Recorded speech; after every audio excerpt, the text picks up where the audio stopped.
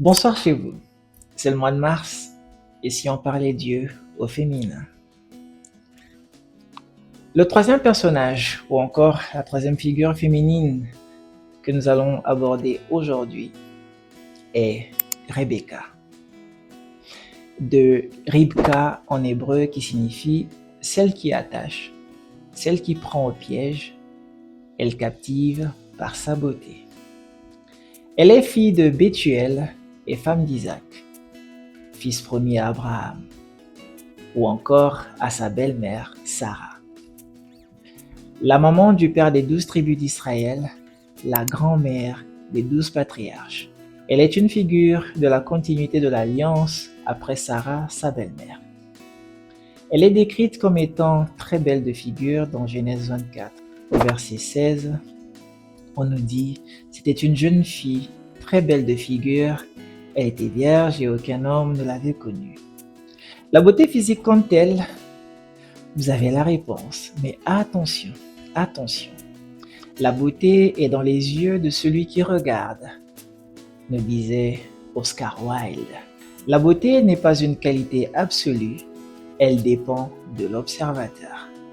Le vieux Rafiki disait à Simba, « Regarde au-delà de ce que tu vois. » Et quelqu'un a posé la question, « Quand tu regardes, qu'est-ce que tu vois?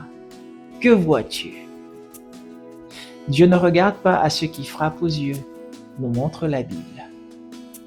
Toutes ces créatures sont belles. C'est en Rebecca qu'on voit la notion de l'élection, le dessein de l'élection de Dieu, sans dépendre des œuvres, mais par la seule volonté de Dieu qui appelle. Elle vit une version courte de ce qu'a vécu sa belle-mère, car elle aussi a connu la stérilité. On voit dans Genèse 25, au verset 21, son mari qui va intercéder, implorer le Seigneur pour son cas.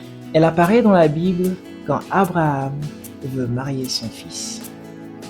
Abraham était âgé, prêt à partir, et il décide de marier son fils.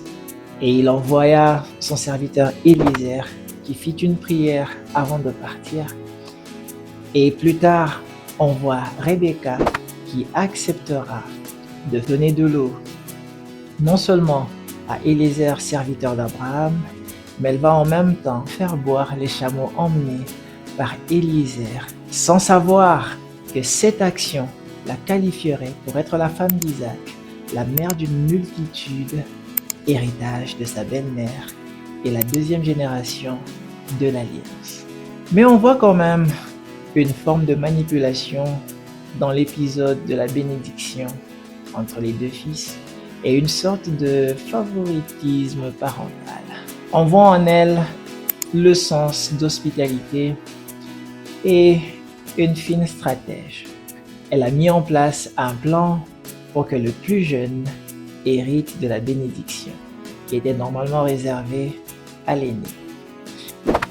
Et la Bible nous dit qu'il lui a été dit que l'aîné sera assujetti au plus jeune. Elle avait donc la promesse et elle ne l'a pas oubliée. Elle s'est presque organisée pour que la promesse s'accomplisse. On note de cette histoire que Dieu choisit selon sa souveraineté.